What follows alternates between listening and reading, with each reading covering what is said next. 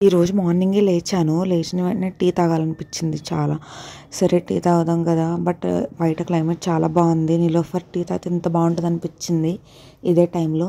అంత దూరం వెళ్ళి ఇప్పుడు టీ తాగడం కష్టం కదా అని చెప్పి జెప్టో నుంచి వాళ్ళ టీ పౌడర్ కనిపించింది నాకు. ఆర్డర్ పెట్టేసా. బట్ లోపలైతే ఒక టెన్షన్ ఉంది.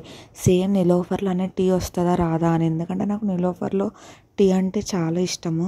అలా వస్తదా లేదా అని చెప్పి ట్రై చేసాం.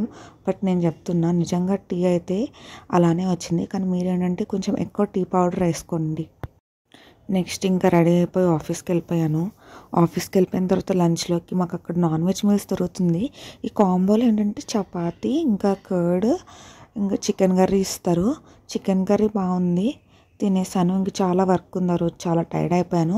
ఇంకా నేను పీజీకి వచ్చి ఆర్డర్ పెట్టుకున్న నైట్ అప్పటికే 3 అయిపోయింది. Chicken curry and chapati order పెట్టా. టేస్ట్ బాగుంది. చికెన్ కర్రీ బాగా వచ్చింది. అండ్ ఇక్కడ మాకైతే డైలీ వర్షం పడుతుంది. మీకు కూడా అంతేనా? రోజు వర్షం వస్తుందా?